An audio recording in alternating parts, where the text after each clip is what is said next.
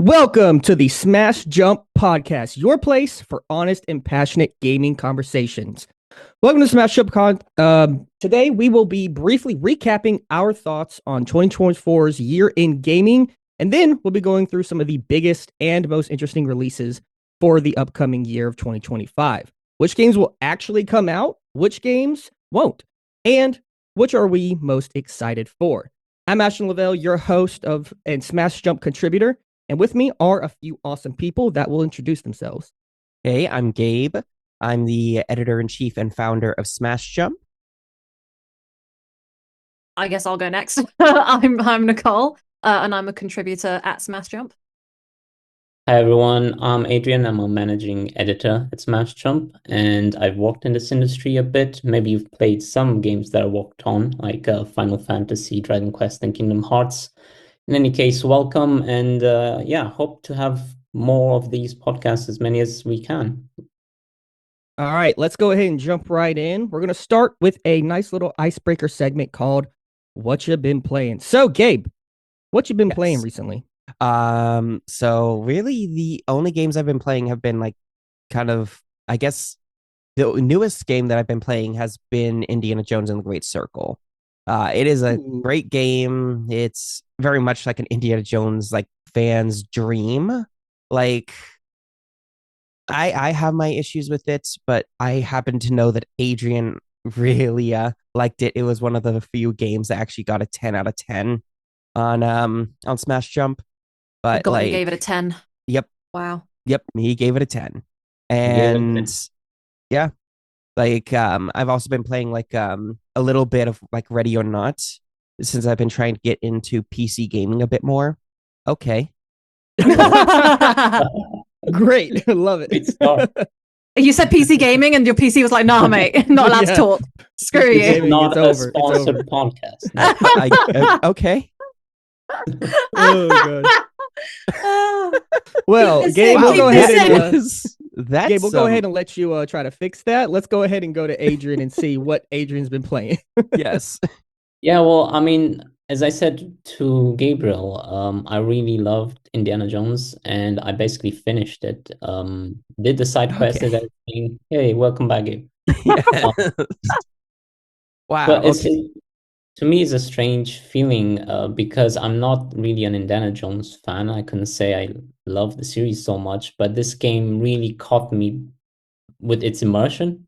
I was initially sort of against the first-person perspective, but by playing it, I did really feel immersed. And I think what really helps it is the outstanding sort of detail that Machine Games, the developers, actually put in. So yeah, I really love it. I finished that, and just want to say that the other thing that I'm playing right now is Final Fantasy VII Rebirth, which I really love. So thank you, Ashton. Yeah, he did recommend it. Let's go. Yeah, that's what I'm doing right now. You know, with like circling back real quick to like the Indiana Jones and the Great Circle. Yeah, the first person perspective was a very weird decision to go with. I liked it. It wasn't a bad thing. It was just very weird because I'm not used to like those like licensed games choosing to go with a first person perspective. If it's you want to show off Harrison Ford as much as you can, really. Exactly. So. Exactly. But for some reason they were like, nah. Oh, I was expecting sort of a Tomb Raider Uncharted type, but actually we got like light sort of sim like Thief and even Deus Ex at some point, so I was very surprised by that. I mean, like, yeah, I love that vibe. I haven't played it yet, so it makes sense for machine games, like there are other games being like Wolfenstein and things like that. But like, I just love the fact they had to stress like, no, Indiana Jones isn't gonna hurt dogs. He's not gonna kill them. They had to stress. And they better stress it. Yes, exactly. He's not a monster. Dog person. Wait a second, wasn't George Lucas the actual character? Was it not based on his dog, Indiana? Yeah, right? Yeah. Something like that. Maybe I'm wrong here, but no, I think you're right. I think you're 100% right. Yeah. I think so. Wow. Yeah, I'm not like a massive Indiana Jones fan, but I'm a Harrison Ford fan. So I've seen like everything he's in like 10 times over. So I haven't played it, but I really want to, and you guys are making it sound even better. So I got a quick question before we move on to what Nicole's been playing is so we just talked about how Harrison Ford, you kind of want to use him as much as possible. I remember when they showed like the big extended gameplay preview of that like snowy ice, you're on a ship like level. There was like a lot of cuts, like the cutscenes went on for a nice chunk of time. It felt like you were kind of taken out of the game and put into a little like scene of the movie. I imagine that's where they put a lot of the like Harrison Ford in front of your face. Does that happen a lot? Kind of. I think they did express like how much like cutscenes like played a part in it. Like I think it was like about 2 hours of cutscenes, if I recall right. Um, I could be wrong, but that's what I recall. No, I think to me, so the cutscenes, it reminded me of the old type cutscenes because you had in-game cutscenes, but you also at some points, this was very interesting to me, you had those, can't say FMVs because they're not, but they had sort of their own pre-rendered sort of cutscenes, which I thought was really interesting. I think with Gabe, yeah, it's around 2 or 3 hours of cutscenes, movie cutscenes, if you can say that. You can see Harrison Ford there. Gotcha. All right, Nicole, what have you been playing? To be honest, I think that 2024 was just a little bit smelly. As an Xbox player for games, Indiana Jones came out. I could have jumped on that hype train. I've got it installed. I'm scared to commit to something too big. So I've been playing a lot of small things and things that I already know pretty well, just out of comfort. So I got really into roguelike and deck builder games, both board games and physical games and video games. And so I've been playing Wingspan. I got Wormspan, the board game, and Wingspan, the game on my Xbox. I'm playing that with my friend in Canada, but he's on a trip at the moment, so I haven't been playing that the last couple days. Been playing Balatro then, because obviously Game of the Year nominee. I bought it like maybe 6 months ago or something, and I was just been waiting, so I was like, I'll do that. And I nearly technically beat it, and then I didn't, and I like wanted to cry, so I've stopped playing that for a little bit. And Slay the Spire is actually my first one that I played this year, and I go back to it, and I'm excited for the second one because I love it. There's a board game of it actually, and I was gonna buy it, but it was like £100 just for like what I can play on my Xbox on Game Pass. So I was like, Yeah. not doing that. I got achievements to earn in the actual damn game, so I'm sticking to that. And Phasmophobia, been playing some of that as well because just hunting ghosts at night, it's a nice way to relax and unwind, which is weird.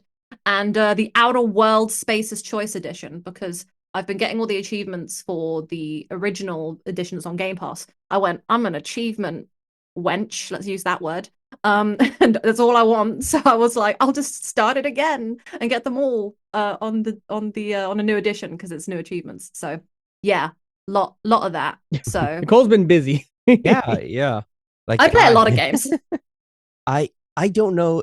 I always find it ironic, and yeah, this is like a very weird thing to say. Just admit that I do not play a lot of games. Like this Our year boss. has like yes, exactly. That's why it's ironic. I don't play a lot of games. Like I'm worried, especially because of the price of AAA gaming now. I don't like playing a lot of games because that just burns a hole in many hours of my paycheck with it, and I don't like that because Alaska is expensive to live. So yeah. Many would say, try to hop on them Steam sales or lots of cheap indie games out there. Game Pass. Oh yeah, Game Pass. Yeah, I this have is Game not Pass. sponsored. No.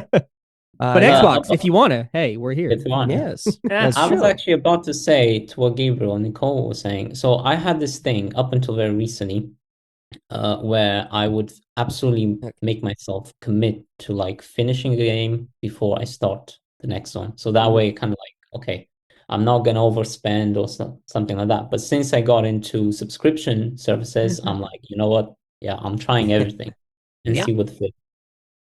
Yeah, no, that's fair. Let's see, I have Game Pass, and then I have all the consoles and a PC now. So like, yeah, Steam sales. I use GOG, and they can be very good for more retro games and stuff like that. I yeah, just wanted to bring up GOG because I think that they need more attention. Mm. But yeah, Steam sales, any sort of sales. I literally bought Suicide Squad solely because it was on sale. Yeah. Why would you do that? No. Yeah. It's like How much highest was that? How much could that have been? its highest edition was like, I think it was like $5.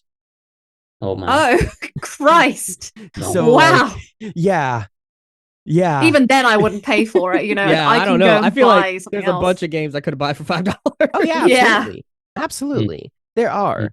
But I was like, you know what? I'm just gonna buy it because I know that it's going to be crap, at least based on my understanding of it. I Yeah. know that Brandon liked it, but I don't know. I just I have to actually be in the mood to try it, and Yeah. I'm not in the mood to try it. No, that's fair. I'm a mood gamer, so like I'll jump back and forth. So my entire like day will just be jumping between 5 games. Of like depending on what it is and how immersed I am. Like if it's like a big AAA release, I usually devote most of my time to that. But because of Game Pass and the amount of indie games that I play, because I really like playing games that are by indies because they're always the hidden gems and the up and coming people you should look out for. And so I play a lot of those and just jump around and have a great time. And it's honestly, it's I'm having a blast. And Christmas was lonely, so I had a really good time. End of my year Yeah. was stacked with these games. Because I have like ADHD brain, and so if I like don't commit to a game or it's not like addicting me, if I don't force myself to like stick with it, then I will like let it go and forget about it and be like, dang, I should have went back and finished that game. And then it'll be a month, 2 months, 3 months. Now I'm all of a sudden I'm a year later. And case in point, I've been playing Inscription again because Oh, I played that the other week. Inscription, Yes. yeah. Yeah. Inscription was a game I played last year, I believe. And I played all the way up to like Act 3, which is like the last act. And then for some reason, I just stopped playing, and I don't really have a good excuse why. So I Same, finally but went I'm only back at like today, Act 1. Yeah. and I like blitzed through it in 3 days, and now I finished it last night. And man, what a game! What a game! For those of you How who many haven't played times Inscription, oh my god! did he take your photo? Because I have some experience past, I don't Yeah. really know how many times he beat me in the past, but Yeah. for this session, these 3 times I played it, he only did it twice. I beat him Oh on the man, I'm third so run. bad at this game. So Um, I love card games, and like Inscription's incredible. It's like the best kind of roguelike for me, where it's like it's not only the roguelike thrill of building yourself up as you go and playing with your different random stuff to build what you can, but also it's a card game, which I love card games. I've got Yu-Gi-Oh stuff back here, you can see. And it's the kind of roguelike where when you're finished with something, there's something new after it rather than like doing the same thing. Because something that held me back with Hades is I got through a full run and I beat, Hades or whatever. I got through one full run and I was like sick. And then I did another one right after it and I beat it all the way through again. And I was like, cool. I know there's more story after this, but I've done it now, and I don't really feel like doing 3, 4, 5, 6 more runs to beat it. I feel like I've conquered that mountain, and so I haven't went back to it. But Inscription's great. People should go play it. It goes on sale all the time. So yeah. great game right there.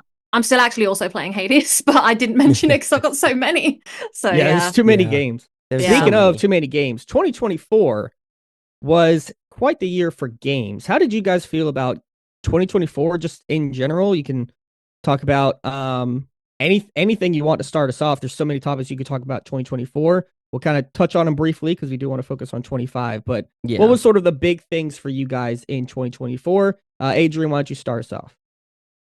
Wow. Well, one thing that I was really excited, everyone in the team was, and Gabriel can say more about this, is we had our very first sort of Smash Jump Awards to kind of crown the best of the best of 2024. And yeah, I mean, spoilers, but you can check it on our website as well. Astrobot was our big winner, and everyone was excited about that one. I haven't played Astrobot, even though I very much should because I love the Playroom. But I know the guys in the team, everyone loved it.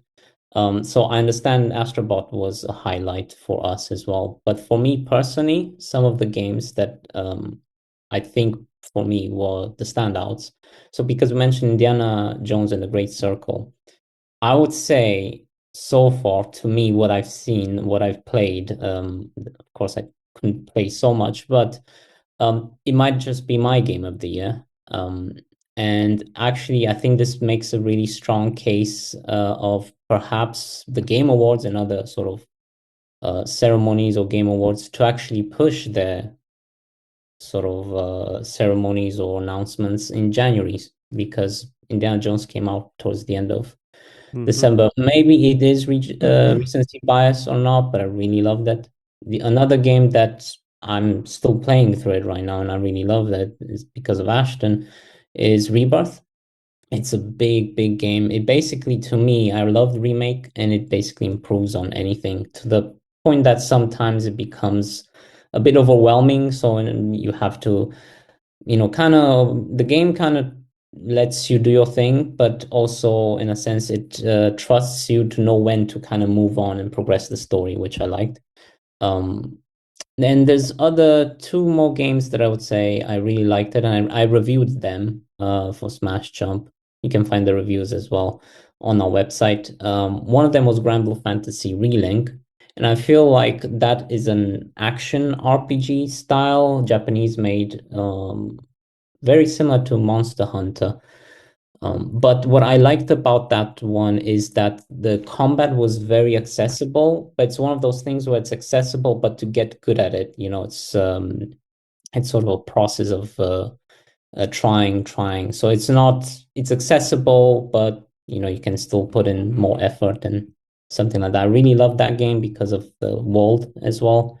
The art style was beautiful. It didn't overstay its welcome. It has a good post game as well. So I give that a 9 out of 10.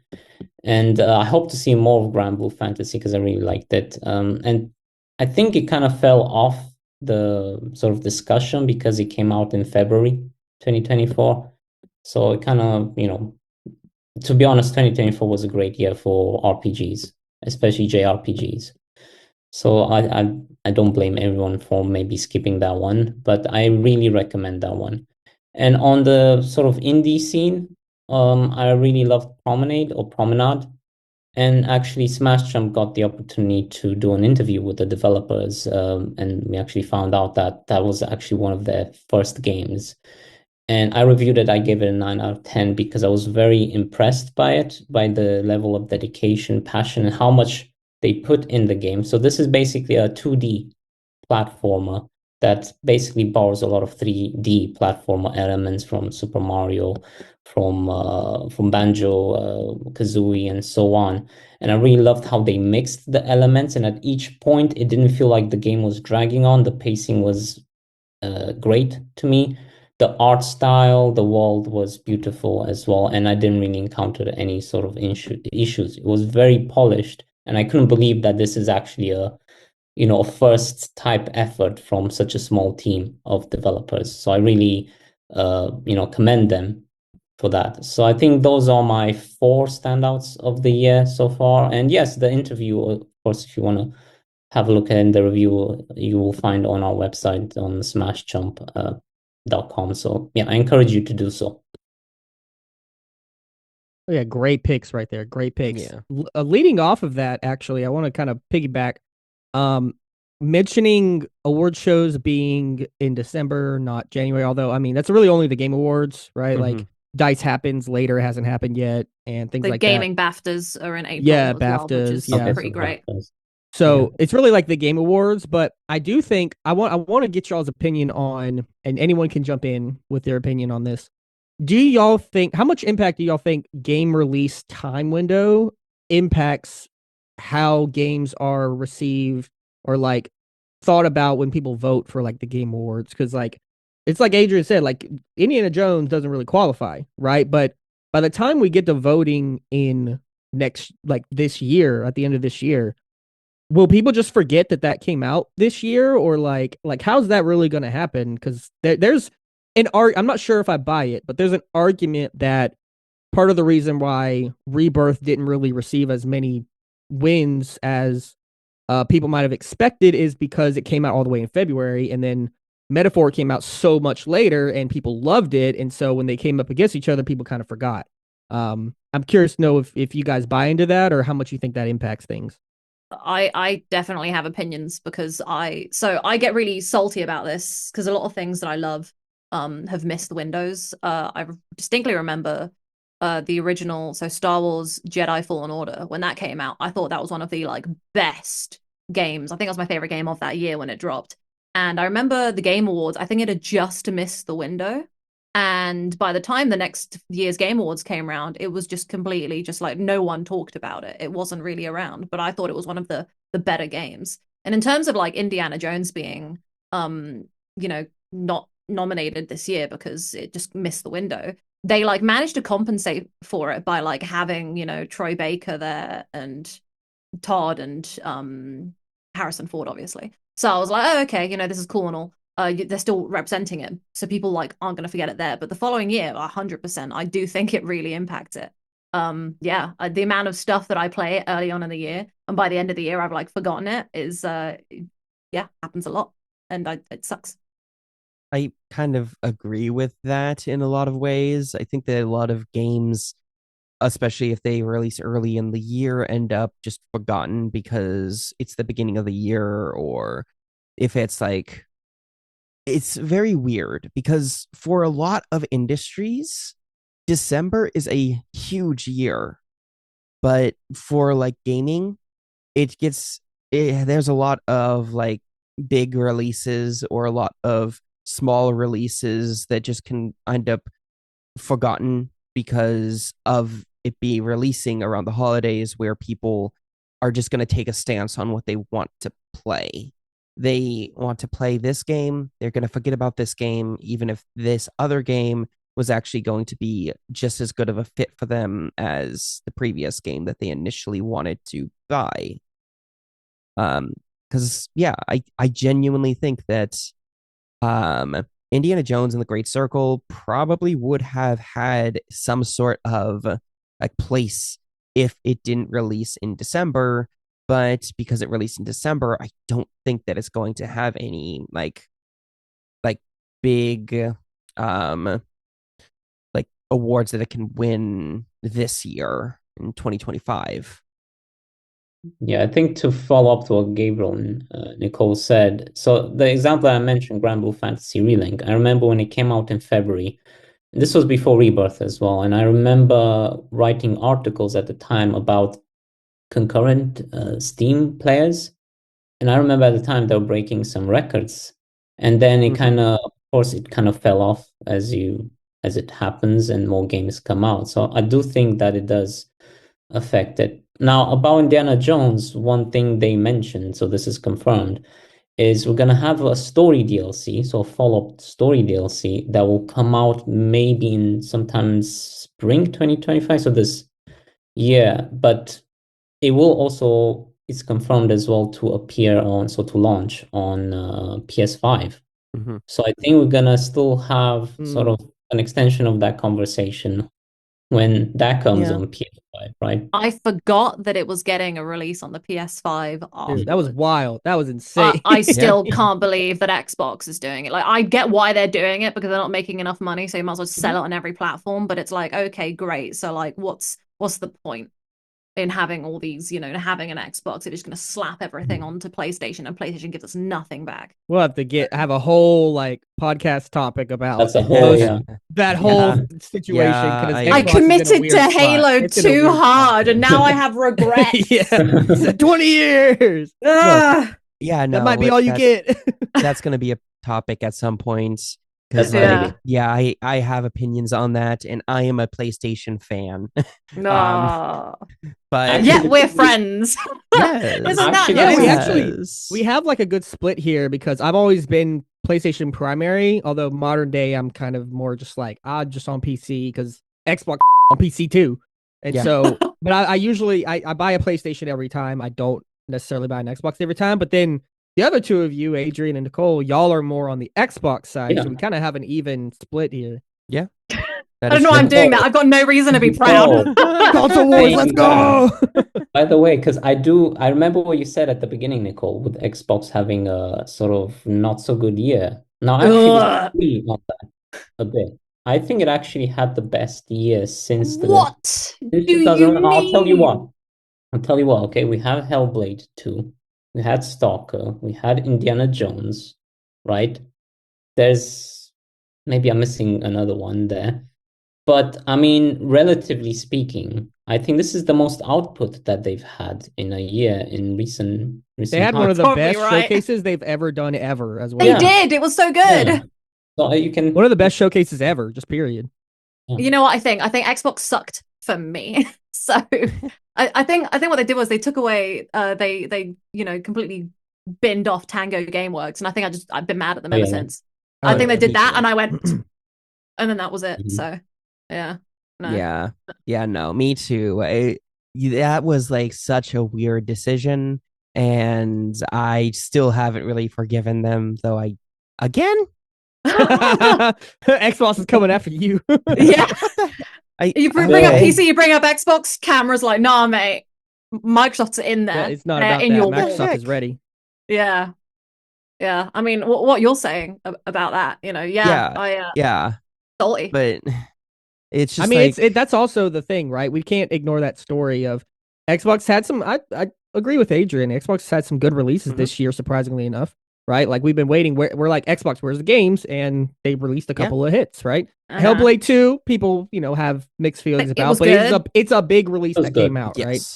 And then they had that great showcase, but what happened with Tango, the layoffs, that big story that happened right before that showcase, all the layoffs in the industry in general, like we would be remiss not to mention it here. Of like, it's been a problem for multiple years now, and it feels like it's finally starting to coalesce a little bit with how much like attention it got at like say Game Awards at the end of the year here, where I feel like last year, because things were so rushed and people were taken off stage and stuff like that, it got kind of ignored. But it feels like it's getting pushed in the presence of people a little bit more nowadays.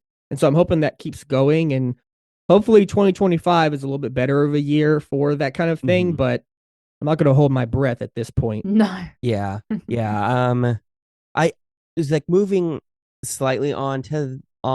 I think one of the, and kind of, I don't know if this is technically circling back, but like, Smash Jump's a year old by all metrics now.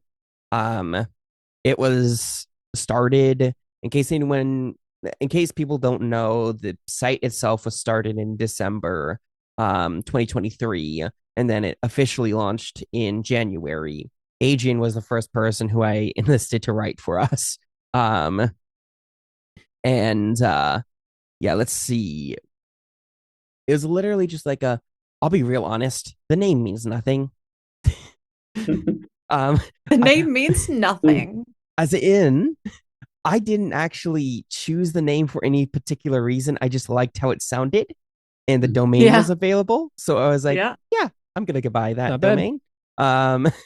So yeah. Let's see. It was. I know Adrian remembers this, but like the site looks so different now compared to when I first launched it. You remember how the site used to look, right, Adrian? I still liked it. Like, I think, I mean, I prefer this layout, and I'm not just saying it because this is what we have now. But yeah, it was actually a really cool effort that you did at first. And actually, my audition sort of was the Marvel Spider-Man 2 review. Yes. Which I sent you was 3,000 words, is more than an essay. And I had to cut it down. But yeah, it was a great start. So I'm very happy with what everyone, the team did this year. Yes, it was great. It was a great year, and hopefully 2025 is even better. And yes, for the record, I hope that because this is actually going to be a thing, the Smash Jump Awards is going to actually have some more care put into it, because we had a lot of care put into it, but we didn't.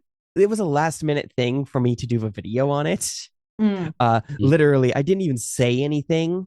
I was just like, I want to make a video version of this because I realized, like, how are we actually going to do it? Were we going to just do a large like article?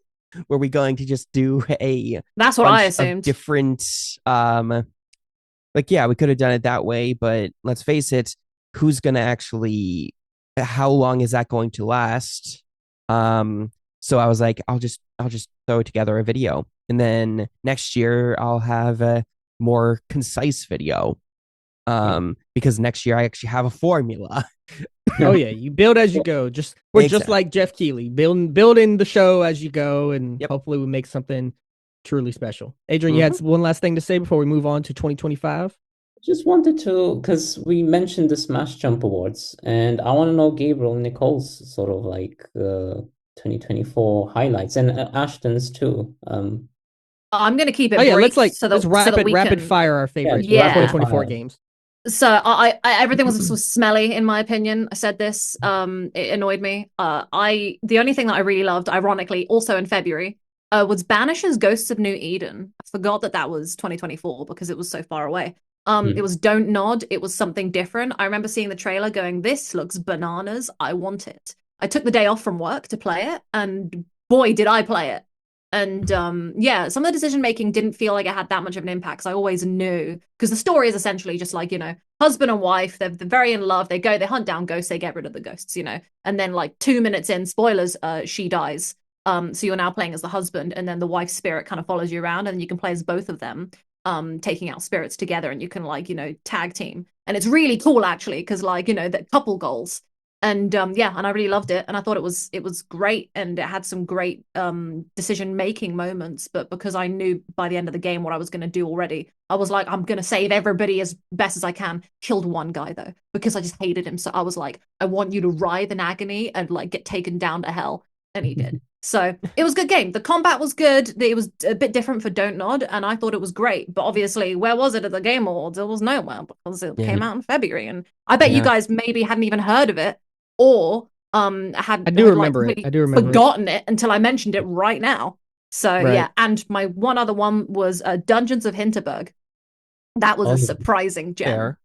Loved it. I loved the dungeon style. I liked the little puzzles. I liked the way the days worked. I liked the little, role-playing moments in the game. It was cute. It was good. Did a review for it. Really liked it. It was great. So those are my only good highlights. Yeah. Yeah. For me, yeah, they're pretty generic. Indiana Jones and the Great Circle was surprising for me. I just didn't expect it to actually be good or as good as it was. Astrobot, yeah, it personal game of the year. Bear in mind that when it came to the Smash Jump Awards, it was a team effort. I wasn't the one who chose the game of the year. And Black Myth Wukong, even though I still haven't finished it. And I'm still waiting for Black Myth Wukong to come out on Xbox because it got delayed for the reasons they gave about the system and not having access or something. And yeah, blah blah.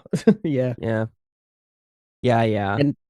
And for me, so I mean, my Adrian kind of already like alluded to it earlier, but my game of the year was Final Fantasy VII Rebirth. Just incredible. I still think about that game now, like almost a year later. It's still like, it's got like a worm in my brain that I just can't get out. Like it worms in there every day. I'm listening to music every day. Like it's just there.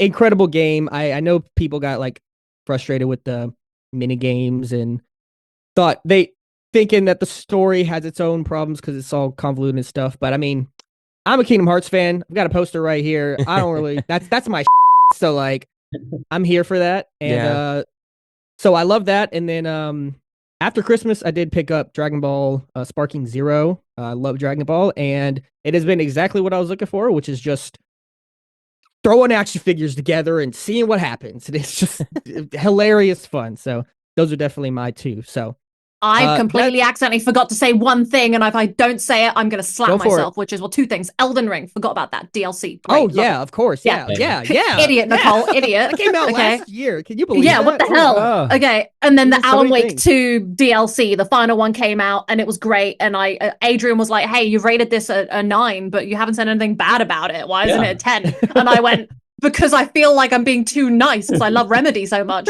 And then I was like, wait, you're right. Just give it a damn 10. So I did. That actually inspired me to give my Indiana Jones a 10 out of 10 because it's not perfect, right? But I feel damn close.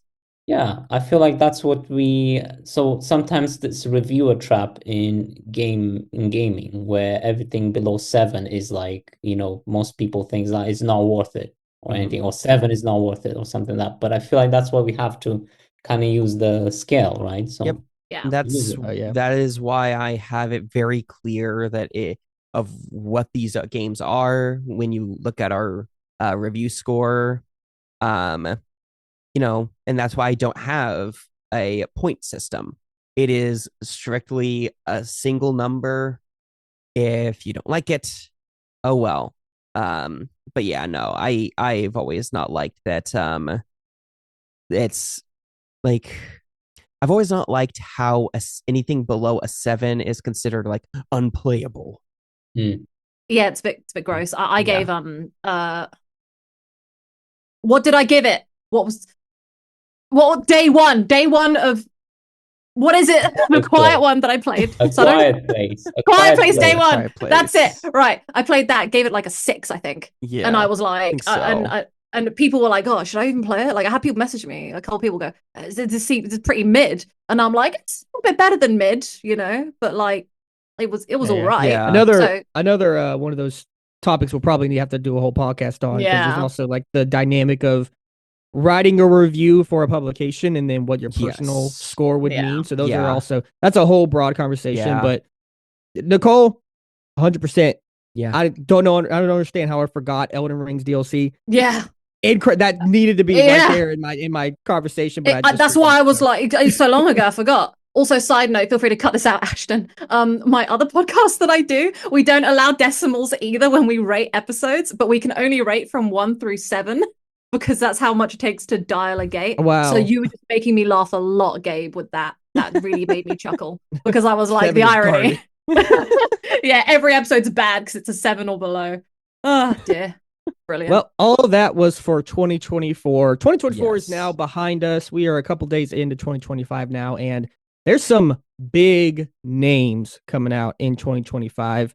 So let's go ahead and talk about it. I've got a calendar here pulled up, and basically what I'm going to do is I'm going to go down the list here of all the games that we have confirmed releases. Now, this isn't every game releasing ever in 2025, because A, that'd take forever, and B, what are we doing? Nobody's going to listen to that. So I've pulled out some of the like bigger, more important ones and the ones that people probably are going to latch on to. And if any of them are of interest to any of you, go ahead and just speak up at that time. Stop me in the middle. Does not matter. It's okay. Just let me know, and then we can go ahead and talk about those. So we're going to go ahead and start with January. So if I'm correct, by the time this episode is uploaded, a few days will have to pass, but Hyper Light Breaker will enter into early access on January 14th. Anybody interested in Hyper Light Breaker? Anybody play Hyper Light Drifter in the past? I have no idea what it is. So okay.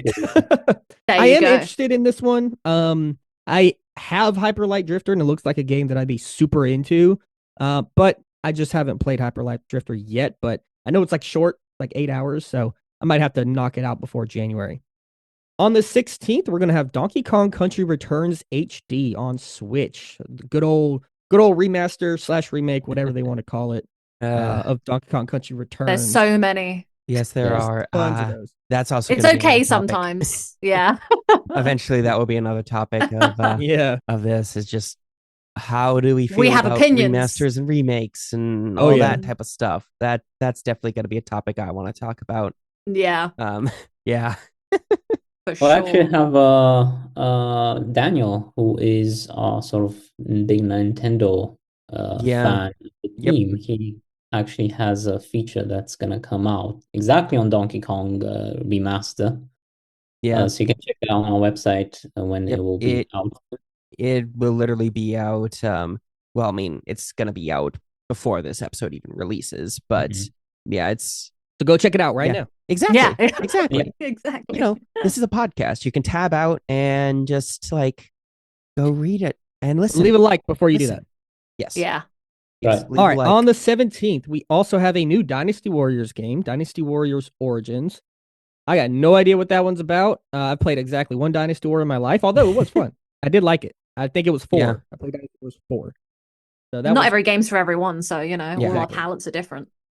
23rd, we've got Final Fantasy 7 Rebirth on PC. That's exciting for me in particular because, I mean, on PS5, I don't have the Pro because why would I do that? That's ridiculous. Yeah, I agree. Rebirth runs And weird, and it is, you know, like the performance mode just looks awful, and then the graphics mode looks great, but it's only 30 FPS. So Yeah. getting that on PC, being able to fiddle with those settings, and being able to run that thing at 60 and still look great on my PC, I cannot wait for that, especially with how like intensive that game is going to be on hard mode, which is what I'm most excited for. That's going to be, I'm going to be living it up whenever that comes out. Super excited for that. I noticed that Yeah. whenever Ashton says PC, Gabe's Camera just The The game goes. knocks out. It's like a curse. It's like, But yeah, I agree with Ashton with Yeah. the Rebirth. So I don't have a capable PC for that. But one thing I didn't like about it, and I don't like about it, on the base PS5, is the performance mode is still blurry I will after be right Yeah. back. nearly a year, right? So I'm curious to see. I said PC again. yeah, he's gone. I think he said I'll be right back. He's trying to fix So it. yeah, I'm excited to see how it will look, even if I'm playing on base PS5. Absolutely. Love it. Absolutely. We can keep moving on because I don't think any of these games are super Gabe speed. On the 30th, the end of January, we have Marvel Spider-Man 2 will be on PC. That'll be cool just for people to play it, but I don't really foresee that having a huge impact on the Marvel Spider-Man 2 runs perfectly well on PS5 just by There's itself. there's not gonna be any DLC. So I know a lot of Right. people hoping for that, but this is just it. That's it. Spider-Man That's 2 it. on PC. One thing I want to mention, and one thing that I feel that might be interesting for January, it's an action RPG called Eternal Strands. And Ooh. supposedly it's gonna be reaching all the main consoles except Switch, January 28th or 21st, something like that. The reason why that got me excited a bit, I saw some footage of it. You can see it online as well. This is by a small developer, Canadian developer, that has all the BioWare talent. So maybe you've heard of Michael Laidlaw, who's been director and writer, I think, for Mass Effect 1, Mass Effect 2, Jade Empire, and so on. So I think this is his first big project outside of the old BioWare. And he's doing it with his own team. It's a smaller team. I think it looks interesting, at least the art style. Maybe you can check it. But maybe to me, this is one game in January that I'm gonna probably be looking forward to. I probably will as well. I've just looked at it and it looks Yeah, really that good. looks sick. Also, It looks really Austin cool. Wintory, who did the music for Journey and stuff, I love his music so much. So even that, like for me, music is actually a huge driver for games, which is so weird. I'm like, because why? But Journey was obviously so like incredible, and the music was a huge part as to why that's so good. Yeah. So like, this is definitely going to be a reason why I'm going to play this. Look, and maybe if now music that was I've a said driver for me, I would be playing every Sonic game, but you know, that.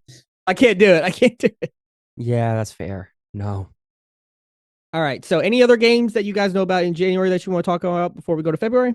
No, I'm No. gonna. No, I'm good. I'm probably only gonna play that one game that Adrian just mentioned. So All right. Awesome. So, February, we've got a good couple here. Yeah. On the 4th, early on, we're going to get Kingdom Come Deliverance 2. That one I'm pretty excited for. Kingdom Come Deliverance 1, I actually did a whole, my final essay that I did in college, in a college class that I had called Video Games and History, which is like the two things that I do is put together. I wrote it about Kingdom Come Deliverance 1 and how it is one of the most interesting uses of history and video games together.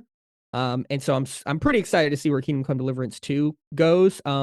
It's a little interesting that they've been marketing it as kind of like a little bit more comedic than the original was. Like the original has moments, but they really pushed it hard in this trailer. So I'm interested to see how that goes, but that'll definitely be one to look out for. On the 11th, we also have Sid Meier's Civilization 7, and that is also another one that's for me. I'm so bad at Civilization games. Yeah, me too. I like them, but I'm bad. Yeah, that's fair. I never got into Civilization. A lot of those like I forget what they're exactly called, but those type of management like 4X strategy. Yeah, exactly. Those type of games have never really appealed to me.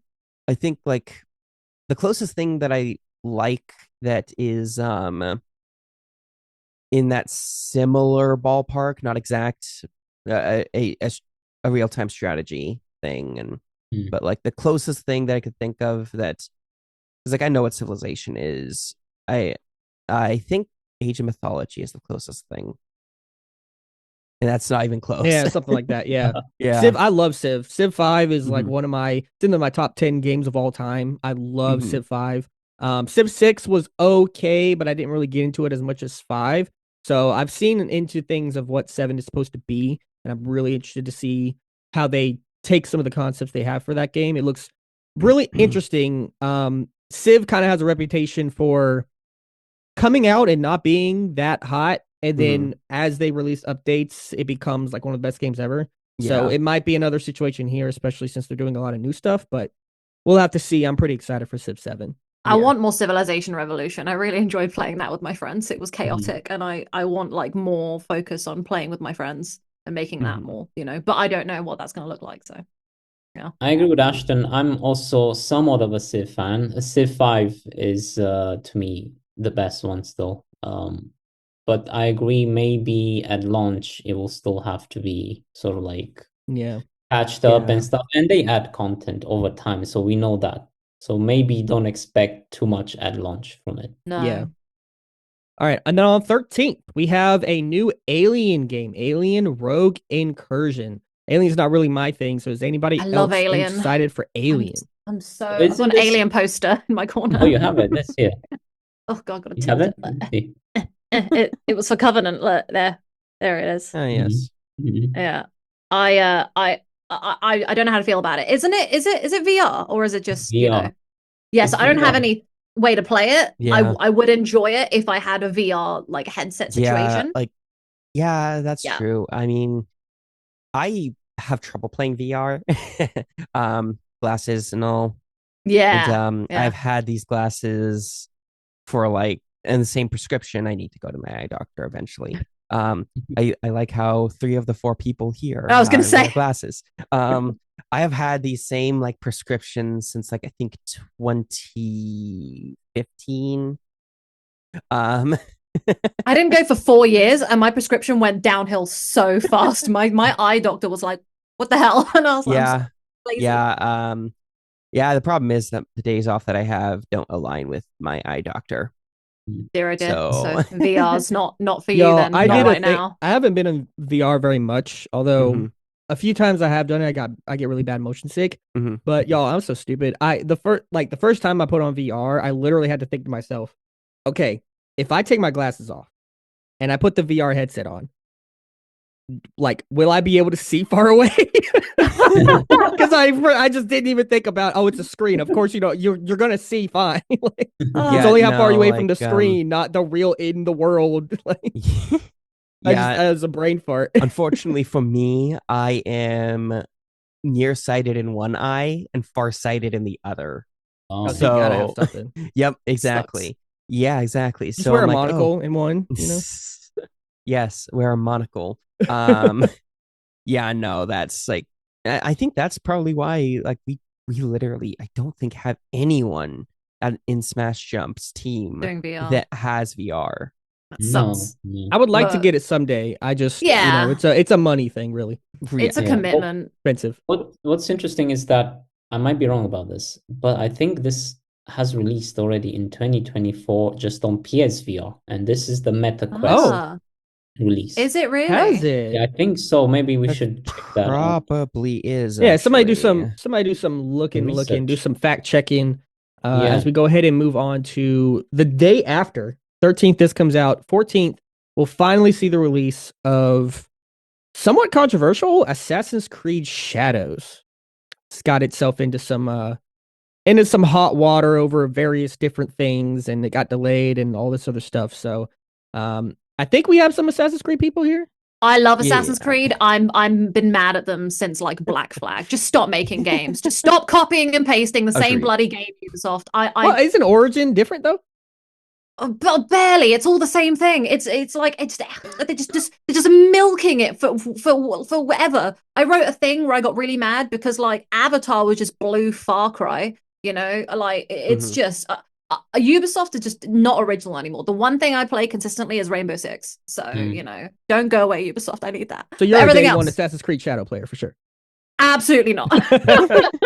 I am interested in Shadows. I'm just not sure how it's going to do because look, there's all that controversy surrounding it. There's just everything about it. It just sees the typical EA crap. Like I'm just not sure how I'm going to feel about it. Or Ubisoft, right? EA's not involved. Yeah. Ubisoft, Yes, I right? meant Yeah, I meant Ubisoft. Granted that Ubisoft's the new EA. Let's be real. Yeah. Look, I chalk it up to the fact that it is early for me. Oh yeah, we're all different time zone. It's wild, y'all. Yeah. Yes. But yeah, no, like legitimately, I'm just like, okay, well, it could be good, or it could just be like Valhalla. The same old. It really sucks because like I feel like people have been asking for a Japan-based Assassin's Creed game for decades, and like it's finally happening, and it's just here's a mountain of bullshit to go along with it that you have to sift through and figure out. Like, I don't have high hopes for it. I did before.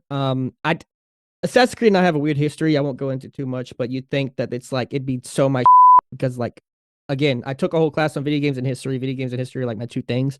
But like I got through like the Ezio trilogy, and then I learned so much couldn't about really Italy. get it. And like I loved it. But like I don't know. So I've been out of the game for a while, and I was hoping Shadows might be the one to bring me back, but it's not looking too hot. I'm more interested in Hex. It's other I'm more interested in that. It sounds like it's trying to do something different, but whether it's actually going to do something different, we'll have to wait and see. Have to wait and see. Yeah. On the 18th, we're go ahead, Adrian. No, that's okay. Just want to add, I'm not really into Assassin's Creed, but somehow we managed to, well, Ubisoft managed to anger the Japanese as well over some. I know, right? Good job, Ubisoft. Yeah. Good job. Good job. On the 18th, we've got Avowed finally coming out. Finally, the next game from Obsidian under the Xbox banner. Avowed finally coming out. Adrian, I'm gonna pass it off to you. You've got your name next to it. You know I was what? gonna say it's Adrian this time, yeah. I'm just gonna do this for Avowed. Let's see. Hopefully it works. There you go. Wow, got the effects. Don't even have to do it in post. Look at that. RTX ray tracing. No. RTX. Absolutely brilliant. But okay, so I'm excited for Avowed for a few things, and I make some notes. Too many, but I'll just summarize it. So I always thought of Obsidian since the days of Knights of the Republic 2, Neverwinter Nights 2, as sort of the smaller brother of BioWare, right? Because they're great with story, with characters, but maybe sometimes at the time they didn't push it to the extent that BioWare could. Now I feel like over time, Obsidian is actually the big brother that I think BioWare aspired to be. Actually, I'm going to say this. Because what I think Obsidian does very well, and probably from the previews that I've seen, and probably will be in the game, they have a great way to streamline action, gameplay, and sort of character development as well. And I'm seeing this so far in the previews for Avowed. The other thing that makes me excited is that they actually took on board some of the criticism that we've seen with regards to the first-person gameplay. People at the beginning said, oh, it kind of looks boring when you're using like melee combat and stuff like that. So they worked on that. It looks more interesting. And honestly, after Indiana Jones, after the first person immersion that I felt with Indiana Jones, I'm actually more excited to see what Avowed is doing. So I'm more open to it as well. But yeah, I think to me, if they can do it basically to make a more streamlined, a more sort of approachable, more condensed Skyrim, I think a lot of people might buy into that. So I'm excited to try it. I would love to review it, for example. So we'll see what that happens. I really love Obsidian. They've got a good track record, you know. They're just like consistently making good stuff. I will say that I saw it and I went, oh, that's going in my basket. I've been thinking about it since they did the first little teaser ages ago. I'm a bit suspicious that they haven't released much more stuff about it. Like we've got like a like better trailer that came out a while back, but nothing really since. So I'm a bit apprehensive about that. Also, side note, I didn't actually realize that this was Pillars of Eternity. Just an FYI, I had no idea. It took me ages to realize that. And yeah, I just think that they've got so much going for them, especially with like Outer Worlds and everything doing so well. How good that was. That was a surprise, right? Because I didn't expect them to announce Outer Worlds 2 literally now. Because I thought, okay, you guys are on Avowed, right? But yeah, you're no, busy. So I'm pretty excited about that. Yeah. Gabe, any interest in this one since you're the probably bigger PlayStation boy out of the two of us? So this would be a move out towards the Xbox lane for you. Well, so like I do see it as interesting because I do like Obsidian, coming as a former like diehard Bethesda fan, uh, single tier, Right. like yeah, I see it as interesting.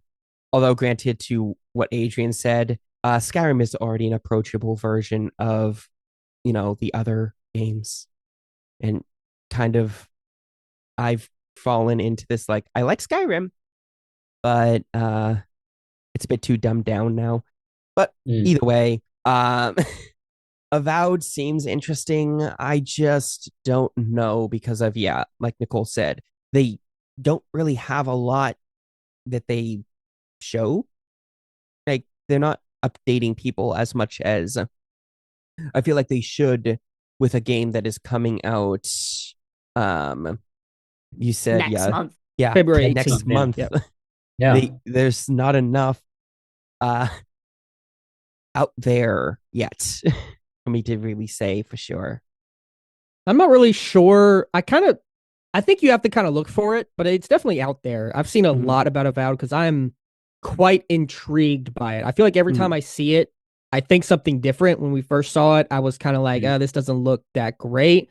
And then as we've seen more, every time I flip flop between this looks kind of jank to this looks awesome. And I can't quite make up my mind. So I'm really interested to see how it plays out. But I've been digging a lot into it to find out, like reading the interviews and going and searching for the info. And it's out there. It's just there. It's not as pushed as you feel like it should be. And I feel like that's also, again, a larger Xbox conversation, I think, about marketing their games. But I think safe to assume no one here has played Pillars of Eternity 1 or 2. No. So I have played the very beginning of Pillars of Eternity 1. And I find it fascinating that Avowed is going for this direction of like a first person RPG action kind of game, since Pillars 1 and 2 are very much like almost D&D inspired, like almost CRPG likes, So that's really interesting that they are pivoting so harshly this way. And I'm really interested to see how it works out, but I feel like we'll see. The pivot makes sense because they've got a lot of first persons that they're currently got in their wheelhouse, and I feel like it's easier to kind of just transfer those people around who all. And it definitely feels like they've been clear about two things that I want to clear up here. They've been clear that also it takes place in the world, but like it's not like it's a direct connection to the other two games. It just happens to be in the world. So I'm sure people who are fans of Pillars 1 and 2 will get some Easter eggs and some more pull some things from it as they go through the story. But it's not required in any way. And then two, they're very, and I understand why they're doing this, they are pushing really hard for this to not be compared to Skyrim, which is going to happen, but they're very clear that like this is not Skyrim because I think they're trying to avoid the Fallout versus Outer Worlds That's what I was going to say. Yeah. because they did push it there. They pushed that it's like from the creators of Fallout, here's basically our Fallout, but it was so much smaller that people, Yeah. I think it hurt it a little bit in terms of perception. So I Yeah. think they're really trying to like hunker down on that. Like, this is not Skyrim. Don't expect Skyrim. hmm I I heard saw a from really good- Obsidian that they're trying to emphasize more player agency. So they were mentioning Mm. how you can potentially start a quest in multiple ways, which is different from what we see with Skyrim. So we'll see how well they can actually break maybe the similarity. Yeah. I'm still excited about it. Yeah, fair Yeah. enough. Yeah. I could tell that the next game on this list Oh, is no. entirely for you, Ashton. I may have put that on there for me specifically, but on the 27th will be Yu-Gi-Oh! The Early Days Collection, which is going to be on Switch. It is literally just a collection of old Yu-Gi-Oh! Games from like almost all handheld being Mhm. ported over to Switch, some of which have never been in the United States before. Oh. They were Japan only. That's nice. I put it on here because I feel like I need to mention it. The guy who's wearing a Blue Eyes White Dragon t-shirt and who has like Yu-Gi-Oh merch over here needs to talk about the one Yu-Gi-Oh game coming out this year. But if I'm gonna be honest, I'm not that pumped for it because they don't have the games that I care about. They don't have Capsule Monster Coliseum. They don't have Duelists of the Roses. They don't have the PS1 game Forbidden Memories. They're only doing like handheld GBA ones, which some of those are really jank and weird and play with the rules in weird ways that don't feel great. So I'll probably pick it up and try it just to play some of those Japanese games that didn't come out. But I gotta be honest, I'm not like chomping at the bit for it. If it had those PS2 games on there, it'd be over. I'd be like, sorry, February's over. I'm I'm out. I gotta play Yu-Gi-Oh! But this is kind of just like, it's cool. And the other thing is that it's probably gonna eat into prizing at events because Yu-Gi-Oh! Prizing is terrible, and they're probably going to be like, here's Switch 2. Also, here's this game that we produced. That's your reward for winning a 5,000 person tournament. Yay. It's like, whatever. But anyway. Yeah. I just saw that. I'm like, oh, gee, I wonder why. This is on here. Yu-Gi-Oh! Yep. And But then very the next biggest, day. one of the biggest releases, February is kind of stacked. We got Kingdom Come Deliverance 2, Civ 7, Assassin's Creed Shadows, Avowed, and then to end off the month, February 28th, Monster Hunter Wilds. That's a big one there. Anybody really a is. Monster Hunter in here? I should be, but I'm not. Yeah, no. Not same. yet. I tried. Wow, no Monster Hunters in here. Maybe one I day. tried it, and I didn't really continue it. But it's strange because I really like Granblue Fantasy Relink, and that's very Yeah. close to being a Monster Hunter to me. But yeah, no. Yeah, Wow. no. Surprisingly not. I do like Monster Hunter World. I did play a lot of Monster Hunter World. I never finished it, but I did play a good chunk of it. So I think Wilds has a lot of potential. The problem with Wilds is I can't really tell what it's doing yet. It's I haven't hunted for the information. So just from the trailers I've seen at like big events and stuff like that, it seems like it could be doing cool stuff with like the environment and like weather and stuff. But by and large, it's kind of felt like just we're playing Monster Hunter World again. So I'm really hoping that there's a lot more innovation there than what I've seen so far. Yeah, but the problem is it's Konami, and Konami's kind of, or not Konami, jeez. Capcom. I sometimes get those two mixed up. I'm good when writing, to be fair. But yeah. Capcom. They are so hit or miss. So hit or miss. Is that true? I feel like Capcom's been on a roll for a long time now. Like, I the think thing recently is, they've been better, right? When it comes to establishing IPs, they're pretty good. But I feel like it's actually difficult for them to keep their IPs going. And I feel like World made so much for them that anything that's less than World is going to hurt the IP. I'm not sure because like Monster Hunter is a pretty long franchise at this point. They've kept it around for a long time. And World was kind of like the breakout. Yeah. But Rise came out afterward, and like it wasn't as big as World, and I think that's mostly because it released on Switch exclusively first. It came to everything later. I But forgot like Rise kind of just happened, but it was good. Like people liked it. It just wasn't as big as World. Wild seems like it's going to be like the true successor to World. Yeah, so I we'll can have to see see how that. that plays out. Yeah. That's the cap of February.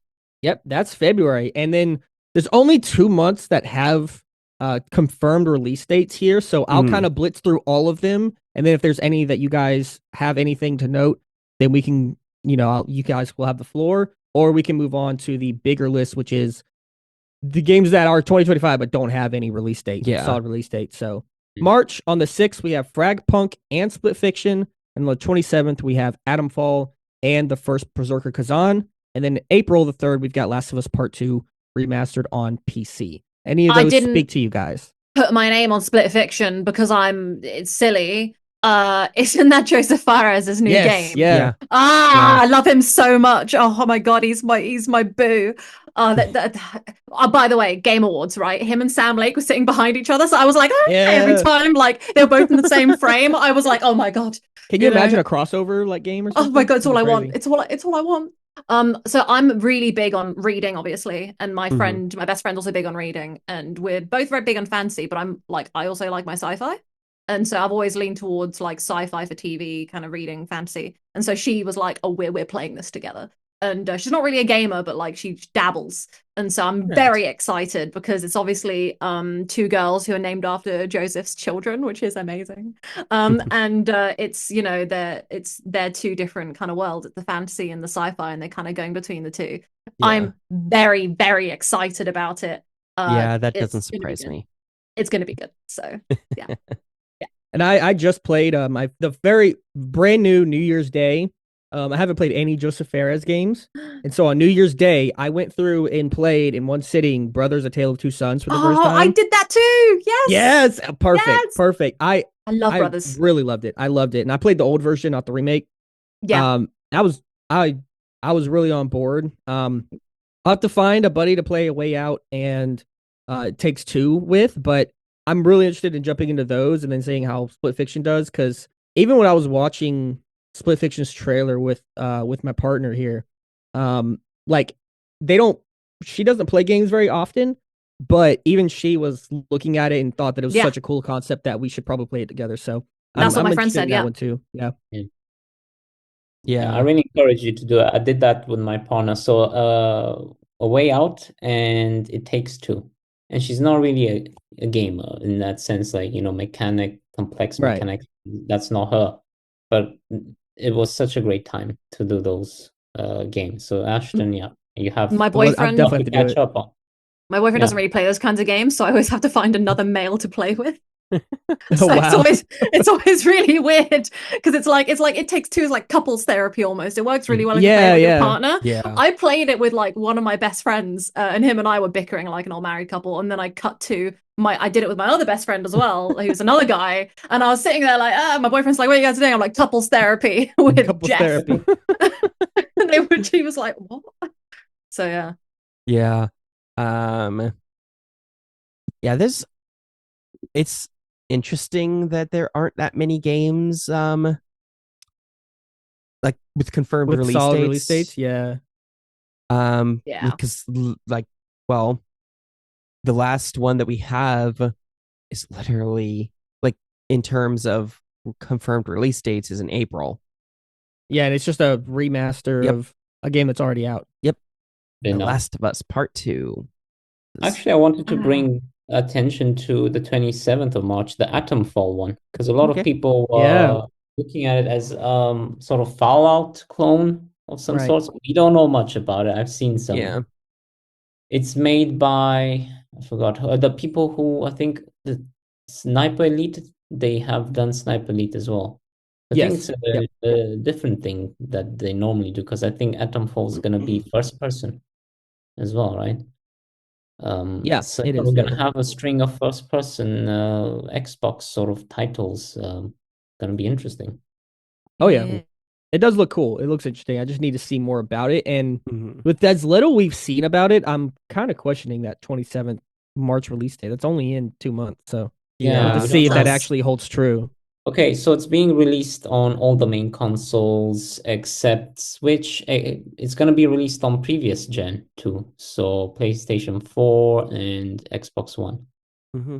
It doesn't I mean, surprise me. I feel like so when it comes to I don't know, I'm just looking at this and just knowing that like when it comes to marketing games, sometimes the best way to market your game is to not market it at all and let the game do the talking. And I hope that's what they're doing. Like, Yeah, I but you know got to if that, you're gonna let the game do the yeah, talking, like you've got to still show the game. You you know know what what I I mean? think? yeah, I Yeah, think I people are think gonna forget. yeah, I think they're waiting for Avowed to do I think that's that, fair. That's right? fair. Yeah. And that launches, then we can do Atomfall. I think. I don't know. Yeah, That we'll might be see. our first candidate for a delay, though. I kind of have my eye yeah. on Yeah. that one, being like that might get pushed back a little bit. I feel like it would be closer to a like Q3 game. If it does, if it Right. releases properly, great. If it gets delayed, it's probably going to be a Q3 game. Now, speaking of delayed games, that's all the ones we have for confirmed release dates. But Yeah, there's some big 2025 games that don't have solid release dates yet, and one of them, yeah. probably the biggest that we're going to see in a couple decades, right? Grand Theft Auto 6. Yeah. The first question I want to ask everybody: does it come out in 2025? I have No. doubts. I don't think so. I No. doubt it. I think that it's going to get delayed, but I don't think it's going to get delayed like beyond 2026. Mm-hmm. I I think that agree. it would be, honestly, I think that it's going to be maybe a March or April release in 2026, if I had to guess. If it releases now, or like, if it releases when it's supposed to like release within this year, then I think it could be okay. But like, let's face it, it's very hard to say whether or not it's going to actually release in a good state. Right. Right. It's tough. It's tough. Yeah.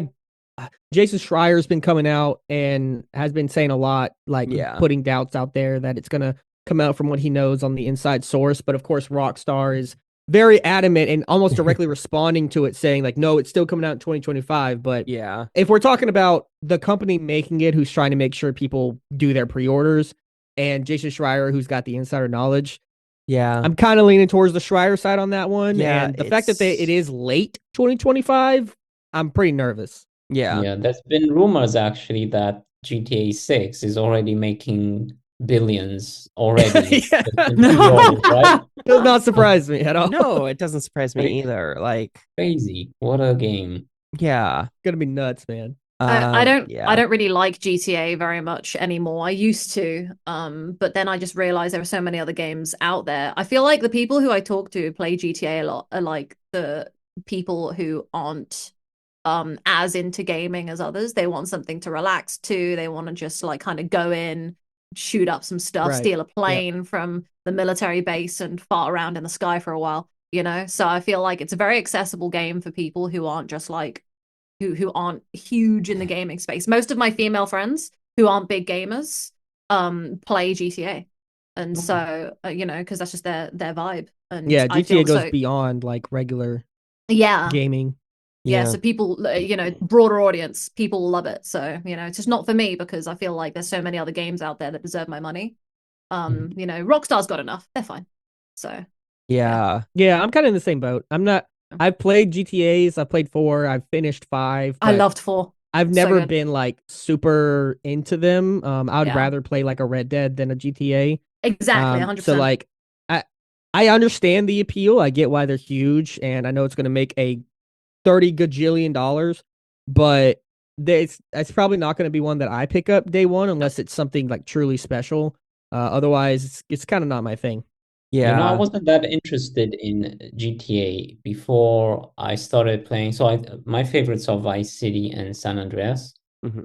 I liked 4 because basically the Eastern European migrant story, and guess what? I'm East European. It's not accurate. Nico, it's your cousin. But the reason why I like this one and I'm looking forward to it is it's set in Florida, right? Or Florida. And we have Vice City being set there. So I'm really curious, how are they gonna connect 6 with Vice City? Because Vice City was set in the 80s. This is supposedly set right in nowadays. Yeah. So I'm curious, maybe we'll see some characters returning from Vice City. Who knows? Who Yeah. knows? Yeah, that's possible. I think that's just they have a template already for a place, a setting. So I think that's just kind of it's gonna have nods and references, of course, like any Yeah. other GTA game. Yeah. But I have a feeling that it's not actually like supposed to be linked together in the same way. Like I doubt there's gonna be returning characters. Well, I you would guys like play, them. did you guys play Sorry. 5? Mhm. Did you play I did, 5? yeah. Yeah. Wasn't it that's set in Los Santos with San Andreas? I didn't play 5. So I'm Mhm. asking, were there any sort of overlaps or Don't cameos or remember. something that Yeah, I would have don't- no idea. I didn't play San Andreas, so I have like no context reference. Yeah, I don't know. Comment section. Let us know down below. Yes. that's right? Comment With section. Yay.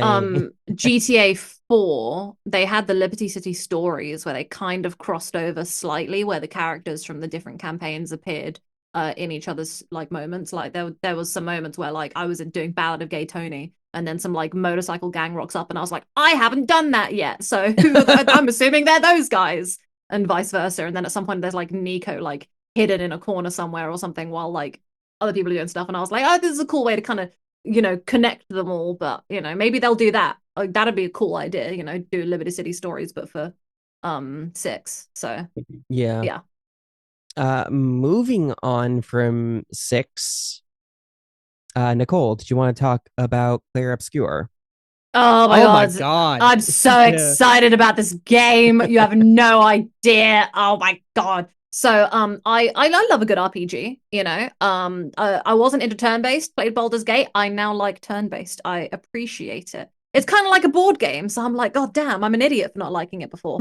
Yeah, so it's by Sandfall Interactive, which is super, super exciting. It's very much inspired by JRPGs. You can like see it right there. It's like right in its DNA. Yeah, and the voice acting's got Jennifer English, who played Shadowheart in Baldur's Gate. Love her. Excellent. So the idea is that like there's a painter, the paintress, and she's like counting down the years of the people's ages. So like it gets to like 33, so like everyone that age like dies or like vanishes Infinity War style. And so it's like it's weird. And so they're going on an expedition, like whoever's left, to go and try and stop this woman. And there's some good boss fights and some fun combat, and it's it's turn-based, but it's got a bit more action kind of going in it. We got to like kind of press buttons in order to Yeah, it's the time it Mario well. RPG thing. Yeah. And so I remember just seeing it. The music's beautiful, the voice acting's great, the art style is breathtaking. I'm not gonna lie, I'm taking like a few days off to play this. I'm like I don't know how long it's gonna take. I'm gonna find that out, and then I'm gonna take the time off work because I'm honestly so excited. It looks so good. Yeah, So, yeah. I'm right in the same boat. When I saw that game in the Xbox showcase, I was blown away. I thought the concept was so interesting. The art style was gorgeous and so different. It felt so new and fresh and different. And the turn-based doesn't bother me. It looks like it's super stylish. It looks like it's really gonna try to keep you engaged visually and with the time button press and action stuff like that. The only thing is it's got to hit that story because the story concept is so interesting. It's got to end off really, really well. But I am super intrigued to see where that ends up. That's definitely like a day one pickup to me if it comes out in 2025. I honestly think it could be my game of the year. Oh, Yeah, it's a contender. Yeah, And for sure.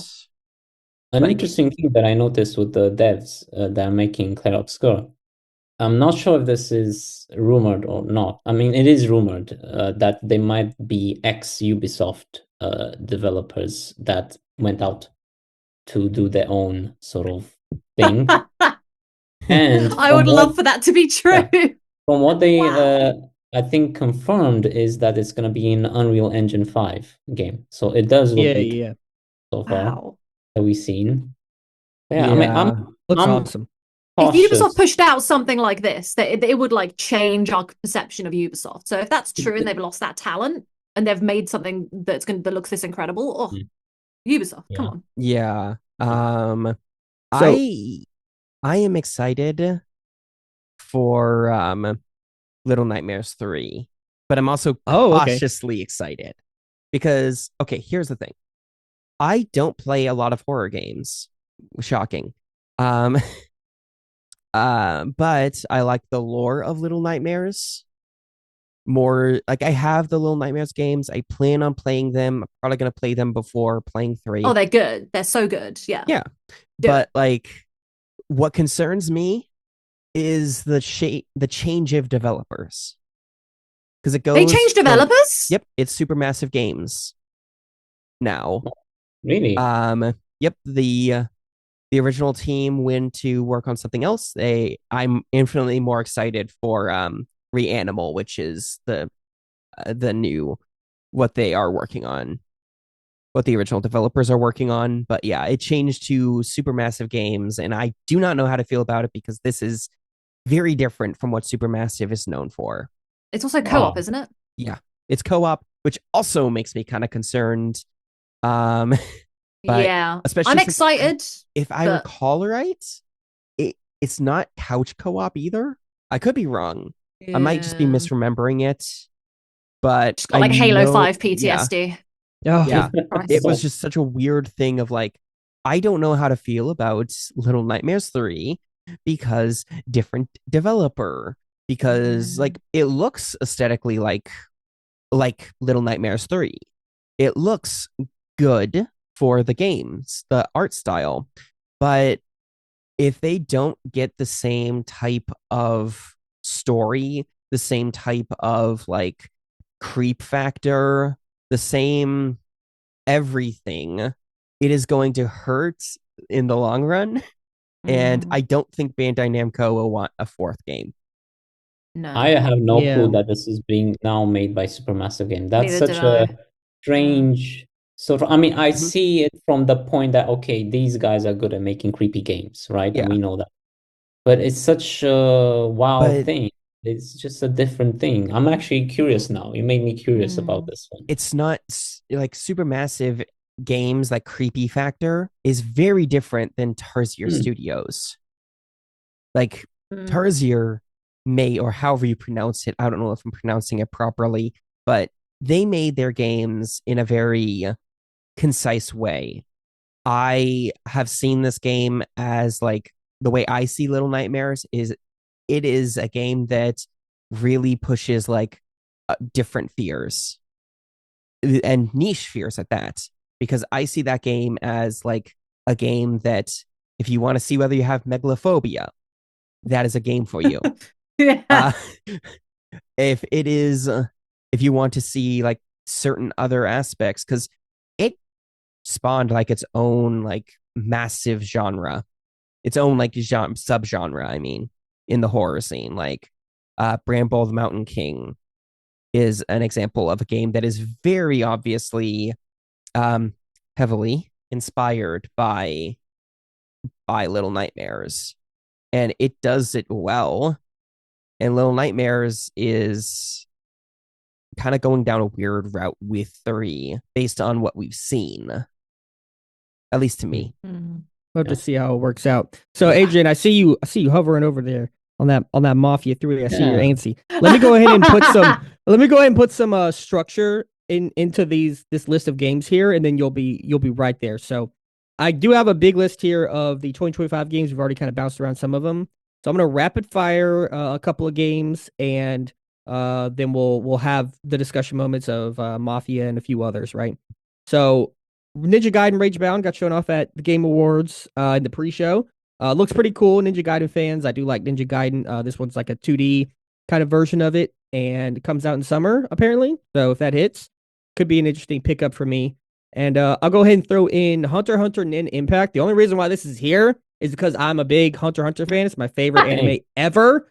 But Same. that game looks like cheeks. So I'm not Exactly. sure if it's actually like an anticipated game for me, but I had to at least mention it. But it does look like booty cheeks. So we're going to have to see how that works out. But It's supposedly coming this year. We'll see. If it's good, hey, I'll be there day one. But if it's not, Look, Yeah. if it's good, I'm gonna play with you, okay? I'm gonna play because we're gonna fight. We're gonna fight. I'm a big Hunter x Hunter fan, okay? But yeah, it doesn't look that promising, unfortunately. But Yeah, it hope doesn't to look be wrong. great. But okay, so Adrian, you have yours over Mafia. The what is it called? I forgot. Mafia the Old Country. The Old Country, summer So the reason 2025. Yeah, so they actually confirmed it. So they debuted a trailer at the Game Awards now, and they confirmed that it will be released sometime in the summer. Now, the reason why I want to talk a bit about this, I am a big Mafia fan, and I think the first one from 2002 is one of the best games of all time. But I also think that it kind of stands in contrast with GTA. We know GTA is this big thing that no one can comprehend. Mafia, generally the games try to tell a more sort of subdued, more realistic story. The gameplay is not so, out there. It's not so crazy like GTA. What this one gets me interested, especially, is because it's set to me, as a prequel to the first one. At least that's what I think. It's set in the early 1900s, Sicily, so in Italy.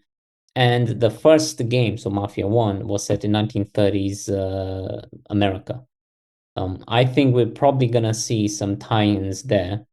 And what's also interesting to me is they basically confirmed it's gonna be an Unreal Engine 5 game.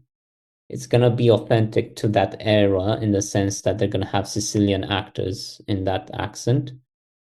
And I think I might be wrong on this. This might be a first in a 3D video game. We're gonna have free roam, supposedly, with early cars of the period and horses of the period. Now, I don't know how that's gonna That's so work. cool. I don't know how they combine both of them, because I really don't want poor horses being hit by cars, right? Well, But right? I'm not saying I'm gonna do that. I'm not saying I'm gonna do that in the game. No. Everyone's gonna do that. oh No, Ed is gonna do They that. will. No, they're gonna Everyone run. will. They're gonna run the horse over the cars. So yeah, I Yeah. mean, that gets me excited because it's a Yeah. sort of different thing from GTA, and the developers, Hangar 13, they recently did the Mafia 1 remake, which I encourage everyone to check out. It's on Game Pass right now. And I think they kept the soul intact of the first one. So it's a remake of the first 2002 Mafia 1. I really encourage you to check that out, because I feel like they did a good job, and that's what making me hopeful for Mafia the Old Country. So I hope we'll see more of it as summer comes. I completely Gotcha. forgot that Hangar 13 was making that. Like, Yeah. it's just like, until you literally mentioned it, that's like, it's not necessarily that's a forgettable thing, or like release. It's just like, I just never thought, oh yeah, no, Hangar 13, I know they're working on another game. I know X, Y, and Z, but I didn't realize that it was actually just another Mafia game. And don't get me wrong, I like Mafia. I loved or not three.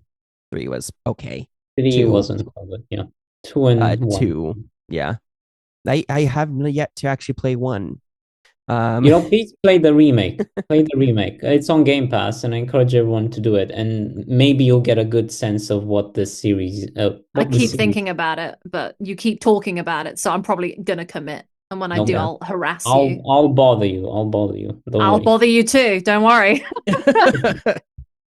All right, guys. How are we on time? Where do we need to be? Where do we need to be? You guys got to be places, do adult things. Podcast in 2 hours. I'm good. We can Adrian, go how over you on to time? then. I think we can go Yeah. through a few of the I have very short things to say Or- about anything else that we have left. yeah. I only have like two things, and Adrian has one of the ones I also want to talk about. All right, so let's go. Let's do it this way. Let's have whatever games that we're interested in. I'll go through each person, and you guys give me your thoughts on your most anticipated that are still left on the list. And then I'll pick out some ones that we should just mention just for sort of completionist sake. And then we can wrap up with all the stuff that is not slated to be in 2025, but has sort of is just out in the ether, and we can kind of just talk about a few of those big ones if we think they're gonna where we think they're gonna be and how we're excited we are for them, and that'll wrap up this episode. So we'll go ahead and start off. Gabe, if you'd like to start us off with whatever you're most anticipated from this list I have here for 2025, and if you and I want to say we'll ask two questions. One, which ones are they and why are you excited for them? And then the second question is, do you think it's actually going to hit this year? It looks like me and Nicole will have to talk about Fable. Yeah, I am interested in seeing how it's going to play out because I liked Fable. I even liked 3, which oh, me too. Yes, yes, yes. Finally. Yeah, exactly. That's how I felt. Like, I actually liked 3. I just have like so much. I have more memories with 2 though. But like, let's see. There was just the story was good actually. I found it interesting that it's actually I think it's the only like PlayStation or not PlayStation, only Xbox like focus. Yeah, don't take away one of the only things we have. Trust me, it's probably gonna end up on PlayStation at some point. I know it hurts. It will. Most but likely. Yeah, no, like one of the only like Xbox like first party games that like I have a lot of fond memories with. Yeah, like. So what makes you excited for this reboot? See, I'm interested in it just being like getting the game's name out there again. I don't think it's gonna be good. Oh, I'm wary of whether or not it's actually gonna be good. It could be. They've got the comedy down. The comedy is banging. That's the one thing I was wondering. Will Fable comedy work in the year of our Lord 2025? I really hope it does. Fable 3 was a long time ago. It was a long time ago. I think it will. They've got the guy from the IT crowd in there. I've seen him on like everything in the UK. He's hilarious. Oh, yeah. He's always in like 8 out of 10 cats and stuff like that. Yeah. I love it. I think it's great. I forget his name right now because brain. Richard Ayoade. He was in IT crowd, which is a great. British. Yeah. I think it's great. It's gonna be okay, but I have like hesitation of saying that it's gonna be good because in the end, another part of Fable is its combat, and that combat is so janky, and I'm not sure they're going to want to have that type of combat in it. This is very early. I think we just saw some very early, but I'll tell you what. I think I share a bit about your concern. This is developed by Playground Games. Mm-hmm. They've done Forza Horizon. Yeah. Okay. So you got exactly. You got some risky developers. I didn't even realize it was them. Oh no. Yeah. To do Fable, they haven't. They've just done Forza Horizon basically. So car, games and. Mm-hmm. Racing game, so that's gonna be interesting. Yep. I wish them good luck. There are loads of developers who do stuff that and then like do a game and then they come out of left field with something completely different. So I have some faith.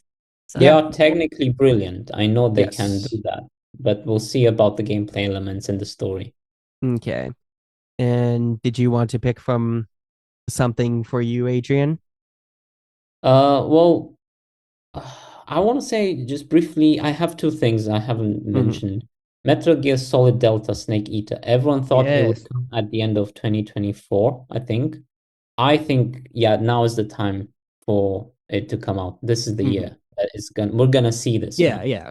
I think so too. I'm excited because I think like similar to Gabriel, I think we're going to see again Metal Gear Solid being put back into the, mass discourse, hopefully. Yeah. But I've seen footage, and what worries me a bit is I'm afraid it might be perhaps too faithful as a remake. So, I mean, from what I've heard, I mean, that's not exactly a bad thing for someone who is new to the series, because the way I see it, I think this is what they're going to do, is they're going to use Delta as a sort of, okay, we're gonna make our own sort of Metal Gear, like future games, possibly other remakes Yeah. of the ones, right? Uh, But so if you're a fan and if you played them, I want something new as well in them. Of course, I don't know yet, but judging by when what we've seen so far.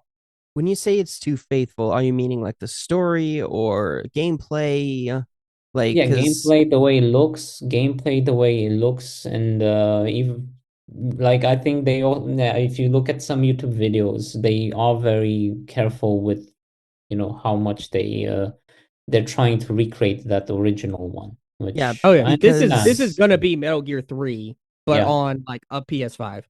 Like, Mhm. 'cause even all the voice lines and stuff they're not re-recorded. They're all just ripped They're from not the re-recorded? mhm. no, They they're just didn't ripped re-record. Oh, right well, from the I original think I game. have I my think they did answer some then. patchwork for some things, but by and large, from what I understand, they're just gonna be ripped straight from the original game. There's not Yeah, like new so stuff.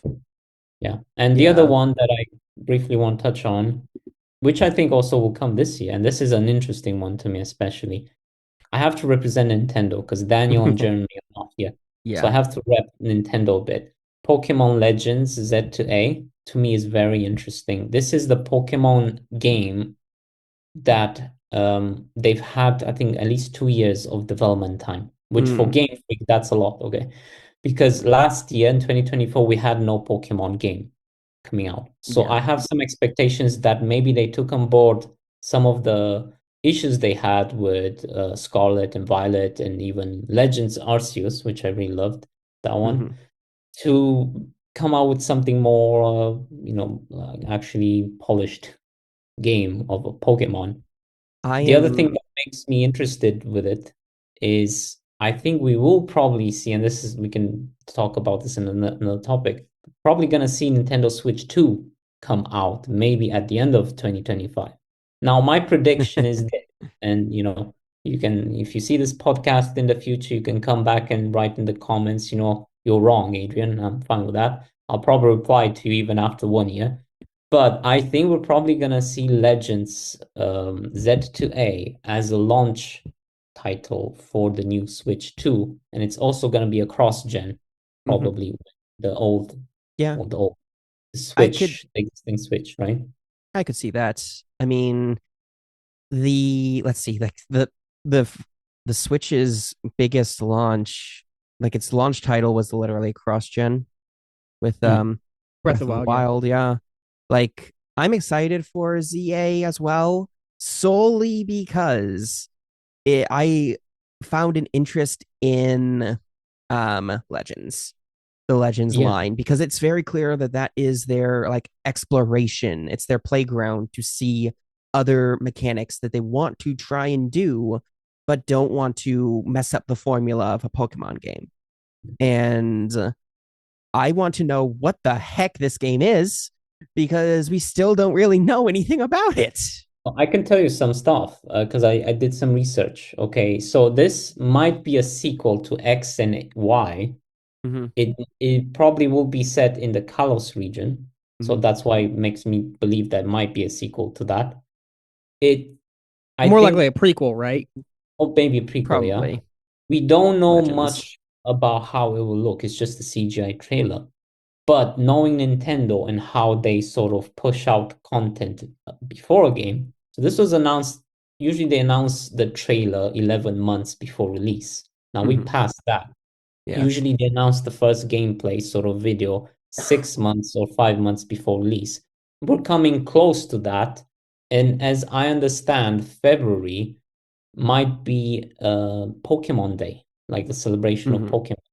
So who knows if we're gonna actually see something more substantial then? I hope so. Yeah.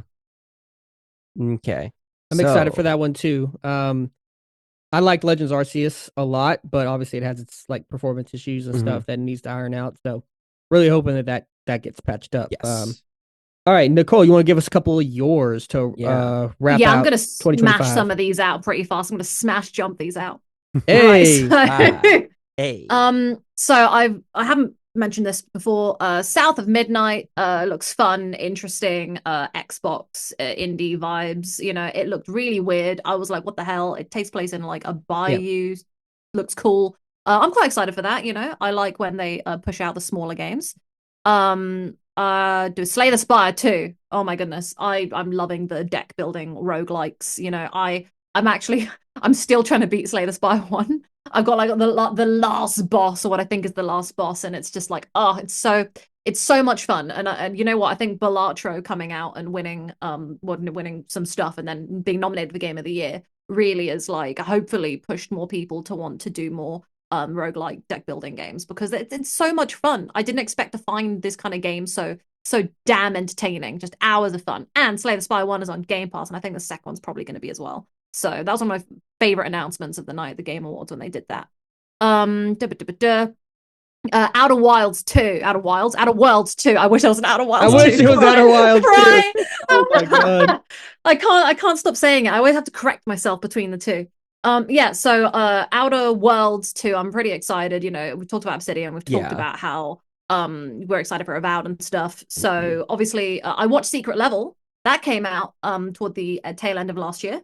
I watched the Outer Worlds Secret Level, and that just got me even more excited about it. So like when they did even more announcements, it's very, very, very hyped.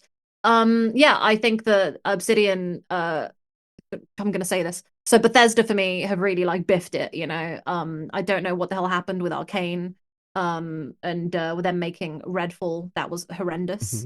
And then they went and gave us Starfield, which is all right, but it kind of reminded me of No Man's Sky. Yeah. It was a bit so like I'm gonna make the comparison. I've seen people make the comparison. I was gonna say this earlier, but I was like, oh wait. Outer Worlds to me is just a nice condensed Starfield. It's like Obsidian to me makes better Bethesda games than Bethesda. Sorry Bethesda. I think Outer Worlds is gonna be great. I think they got the humor down. The decision making is really cool. There's no stupid wheel. Dragon Age. I hate the decision wheel, especially when you make a decision, it's not what it's supposed to. So Outer Worlds, it looks really, really fun. And I'm screaming Obsidian this year. I hope they get all the nominations. I hope their games are good. And then oh gosh, what else did I say? I've got so many things. FBC Firebreak. I love Remedy so much. I don't like the kind of game style they've gone for with this. It's like a weird middle game where like they go around in teams of like 3 to like deep clean up control or whatever, or the FBC. And so I'm not a big fan of that, but I love Remedy, and I know that Sam Lake, being Sam Lake, is going to throw in so many sneaky little bits and bobs in there. So I'm very excited for that, simply because I just want more Remedy. I don't care if it's not my type of game. I'm going to play it. Sam Lake makes it. I consume it. And to tie with that, I don't know if Adrian probably is going to say something about it in a minute. Max Payne, we're getting the remake. Or remaster, whichever one. I'm very excited. It's a remake. It's a remake. It's a remake. So I'm very, very excited. Yeah. Because Max Payne has not been owned by Remedy in yonks, because Rockstar owns it. And so that's why they had to rename his bloody character in Alan Wake to Alex Casey. Ugh. But the Remedy connected universe meta is all coming together beautifully. And so and Max Payne's always just been an iconic classic, and I'm very excited about it. And I'm gonna say, Adrian, take it away. Yeah. I'm excited for Max Payne 1. I always have that memory of being young. Probably shouldn't have played Max Payne at the time, but it was Christmas and the atmosphere of it was so depressing, and it just contrasted with the cheerful, Christmas holiday stuff, and really stays with me to this day. I think we're not going to see it in 2025, probably 2026, right? Yeah. The question here is, if they're going to do Max Payne 1 and 2 together as a remake, because we don't know much about it. I know there's been hirings about that. I think some designers and artists, I think they've been hiring them, but we don't know much about it, honestly. And I wish we knew more. Yeah. Yeah. Gabe, do you have any final ones for 2025? See. Honestly, I'd say that I'm good, actually, because like there's some games here, but most of them are ones that I'm like, I don't know if I'm going to actually play them. I don't know if I'm actually even going to. Yeah. Gotcha. Well, I'll go ahead and pull out a few. Yeah, I was gonna say. Yes. I'm just gonna say right now, I'm gonna be using all my annual leave this year to take Just days all off of for it. all these games. Yeah, huh? But before So I do Ashton, want to go ahead. yeah, before Ashton, Yeah. I just want to make this small comment because I mentioned Max Payne. So they confirmed it on their website. Says in big bold letters, Remedy Entertainment will remake the iconic Max Payne 1 and 2 as a single title. Okay. So 1 and 2 are gonna be together. Remake. Gotcha. A single Gotcha. title. All right. Gotcha. Okay, good to know. Good to know. So, without further ado, I would probably say I'm just gonna throw it out there because the big Xbox title here, even though I'm not the Xbox boy, Doom: The Dark Ages coming out. Got to mention it because it's Doom and it's gonna be huge. Yeah. That's a big one to know about. Vampire: The Masquerade Bloodlines 2. That's one that I'm the most curious about because it's been through hell, absolute hell, and I am not confident at all that it's going to come out in a decent state, but Vampire the Masquerade Bloodlines 1 is a well-beloved cult classic at this point, and so Yeah. I hope for the best that it can make it out, but not sure. Death Stranding 2, Kojima's getting another game. Here we go. Troy Breaker's doing his thing. Uh, we'll see what happens. The story's going to be crazy. We know Yeah. it's going to be just insanity. So it looks like he's taken that up to even another level than he did in the first one. So excited for that. And then Ghost of Yotei, sequel to Ghost of Tsushima, big PlayStation first party title there. Yeah. Also slated to come out in 2025. Completely different time period, different main character than the first game. So I think that'll be interesting as well. And then Metroid Prime 4, should mention that because we'll see. Yeah. I mean, if Pokemon's gonna be a launch title, maybe Metroid Prime 4 should probably be a launch title because it's been through its own hell. Yeah. I really hope it's good, man. Like I really hope it's good. I'm not that confident because of how long it's been, but here's hoping.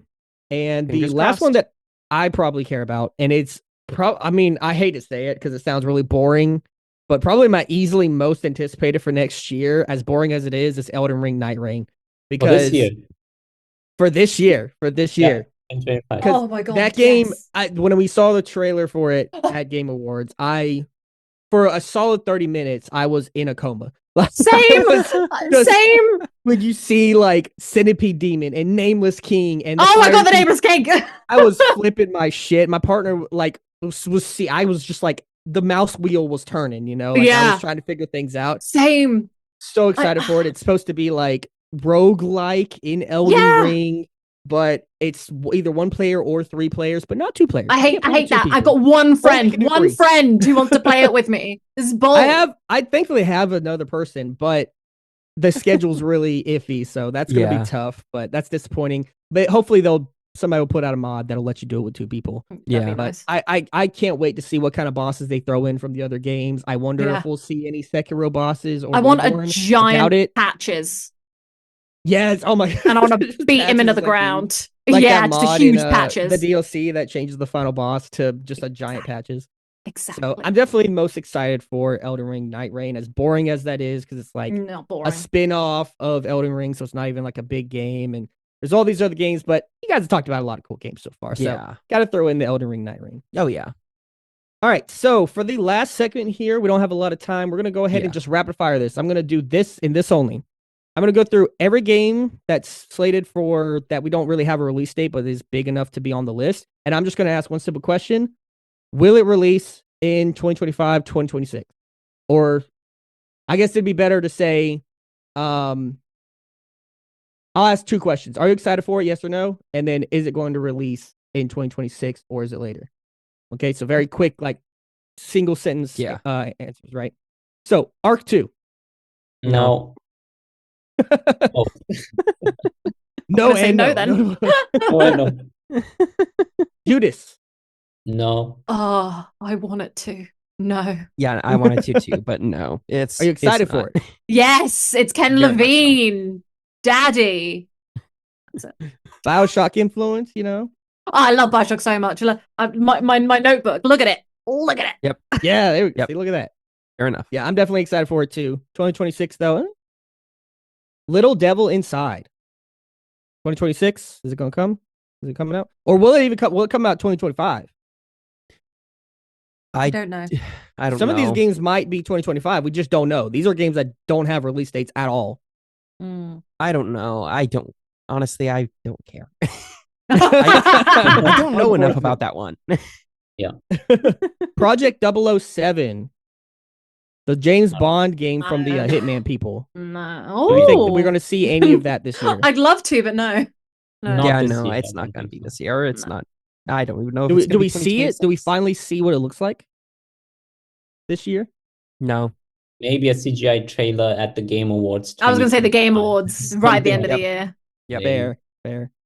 We'll skip that one. Witcher 4. No. We think that is 2025 or later. 2026. Yeah, Yeah, 2026. later. Yeah. Maybe even Are we- 2027. Yeah. Are we Take your finally time. going to see Pragmata at some point? Don't know. No. That what weird is. like space astronaut game with the child, and it looked super trippy and stuff. Oh, trippy. Like, that like game's weird, been like in trippy. development forever. And the other game that's been in development forever that has, where is it? Silk Song? Yeah, Song? hell no. 2025? We're Silk not. Song? We're not going to Silk see Song? that. I'm not gonna see that ever. Silk No, Song? it's a meme at this point. It's become a meme. Yeah. Will we ever see Silk Song in our lifetime? Probably 2020 or probably 2030. 2030? 2030? 2030. Marvel's Wolverine. Do we think that's this year or later? No, I mean they're working Uh, on something after the leaks. I think there's a lot of stuff that has been kind of put on the side for, I think, Insomniac. They had plans for DLC, I think, for Spider-Man 2. They're not doing that anymore.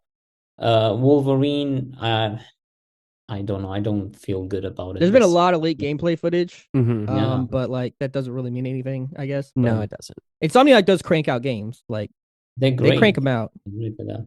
Do we think Insomniac releases anything next year? Because that'll be what, a 2-year break. That's pretty rare for them, I feel like. PlayStation has to. Yeah, you're right. Yeah. I think PlayStation has to push something out. So maybe next year we'll see something about it. Yeah, next year I think. Do we see the return of Wolf Among Us 2? Absolutely not. As much as I would love it so much, absolutely not. We're never getting Wolf Among Us 2. We're stuck in purgatory, and that's the end. They like re-announced it recently, right? Yeah, after Telltale went under, it was like Wolf Among Us 2's dead, and then they were like, actually, it's not. And that was like back when they announced like Alan Wake 2 was back when they announced Wolf Among Us 2 coming back. I was Wow. like, it's been Right. like Yeah. 3 years. No. There's been yeah. No. a Eurogame article in October. The Wolf What? Among Us 2 is not cancelled, Telltale confirms. And they say we're excited to share more, but they haven't shared anything since then. All we got was just behind Bigby staring out a window and Snow being Yeah. like, "Oh, I need you," and that was it. And that was like, well, it might have been 4 years ago now. Absolutely. not. Development on The Wolf Among Us 2 continues, and we're excited to share more about the game. So Lies. Yep. that's what they Liar. say. So, who knows? Wikipedia doesn't have a source for this, but they claim on there that in December, Ad Hoc Studios, one of the developers on the game, unfollowed Telltale on Twitter and removed all mentions of Wolf Among Us and Telltale from their website, instead announcing their own Project Dispatch. So that probably would have hurt their development if Yeah. one of their fellow people helping them, partners, would just left. Yep. Oh, that's My rough. feelings That's are rough. hurt. Gears of War Oh. E-Day. Not this year. When's Xbox putting No, that not out? this year. I don't see it this year. Next Nowhere year. close. Probably. Phantom Blade Zero. Do y'all remember that game? I Nice. remember. Like this cool looking indie, like kind of Souls-like, kind of Sekiro-ish. Had really cool art style. Looked super fun. I think it like ended off a show last year. Was it Game Fest that it ended? It was the last game they showed at Summer Game Fest. I think so. I think that Maybe. might be true. Fact I check me remember on it. that comments if you can. But that game looks sick. I actually do think that'll be this year, just because I don't know. I got vibes. I Yeah. think the rumors, I'm just checking right now. Apparently, there are rumors, I don't know, this about a fall 2026 release on PS5 and PC. This is what I can For Phantom find. Blade? Yeah. Okay, interesting. So we'll see. Elder but- Scrolls 6, any Yeah. chance? No. No. No. Any I- chance at all? I don't see All it we have is a anytime soon. title. All we Yeah, have dude. is just it's coming. What a You know, good not even- trailer, though. not I even a was so title. hyped. I Like, was so excited. The only good thing is that they did confirm that this is going to be their next game, but that's it. Starfield just came out. Yeah. After it's been a while. Starfield, I am not excited. That's So- fair. Kingdom Hearts 4, I 2027, you think, for Elder Scrolls 6? Yeah. Kingdom probably. Hearts 4, I actually think will come out this year. I think it's going to come out this year. Yeah. That's bold. Yeah. That is Kingdom bold. Hearts does not. This is the second longest we've ever had between main, like, actual series title releases. The longest we ever waited for one was when Dream Drop Distance came out on 3DS.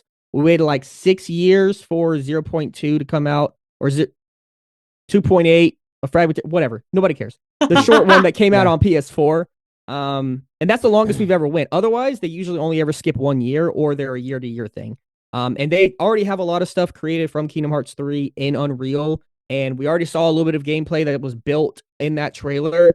I think they've been really hush-hush about it because they're just working really hard on it, but I think it'll come out sooner than people believe. This isn't going to be a Kingdom Hearts 3 situation. I think this is actually going to come out next year. Yeah, I think that it will be a probably mid 2026, or if we want to be generous and be like, oh, it'll be very tail end of 2025. Very tail if it end. is 25, you heard it here first. Subscribe to Smash Jump, and also you owe me like $20. Yeah, and if it's 2026, subscribe to Smash Jump anyway. Yes. So Yeah, subscribe. Yeah. don't lose them. Subscribe anyway. No. So we talked about the Switch 2. If that does come this year, what are the odds that it releases with a new 3D Mario that's I currently think it's unannounced? very likely. I think we're gonna Almost. see. I think we're gonna see Mario Odyssey 2, and that's something I've Oh, yeah. always had this feeling that we're probably gonna see it, and they might like to keep it in. You know, the Switch launched with Mario Odyssey. I feel like it's Mhm. fitting that they would work on the Mario Odyssey 2 because there's been such demand for it for years now. So I think hopefully we're gonna see something about that. Yeah. I also hope for an Animal Crossing, a new Animal Crossing for the Switch too. Yeah. 2026. Well, so We do y'all don't- think, because if all this goes into place, let's say 2025 is when we get Switch 2, Metroid Prime 4 releases on schedule, Pokemon releases on schedule, 3D Mario gets released on schedule. 2025 could be one of Nintendo's best years of all time if Mhm. all of that happens. Yeah. But Yeah, that's a no, lot of ifs, I that's- feel like. There's a lot of ifs. It's definitely gonna be an interesting like time frame for Nintendo when they actually release Switch 2 because of the fact that so much is riding on this. Yeah. So we'll have to see. And then you guys already talked about Max Payne remake. Probably not this year, right? Probably next No. year. Yeah. Yeah. Yeah. Well, all next right. year. That is all of our most anticipated games of 2025 and beyond. Did we miss Yes. anything from this list? Is there anything that you guys in the comments are excited about that we didn't bring up? Make sure you leave down a comment down below so we can know about it. And make sure you hit the like button of this video if you enjoyed it. Do we want to plug anything here before we sign off? So join our Patreon.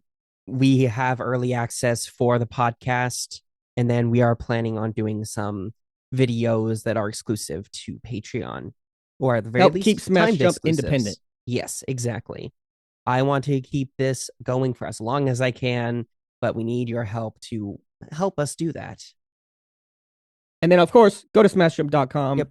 We post all sorts of articles, different Yes. things, news, reviews, listicles, features, whatever Yes. you want to see, it's there. So all the news you need to know about for all of these games in 2025 and beyond, make sure you're on smashjump.com. We're all writers there. We'll all be there. Yes. Adrian, you got anything? Yeah, that's something exciting that's gonna happen for Smash Jump. I can't say it just yet, but we've been working since last year on something cool, and please stay tuned on that. You'll probably know it once we push it out. So please stay tuned. Yep, absolutely. Absolutely. And does anybody want to plug like any of their socials or anything like that? Obviously, Smash Jump has a Twitter and all that. Yes. So go follow Smash Jump on Twitter. I don't know what's its handle. So you can follow Smash Jump on Twitter at smashjump dot, and that's DOTCOM. And we also have a Blue Sky, Mastodon, and Facebook. All those go with just Smash Jump. All right. Anybody want to plug their own personal Twitters? No.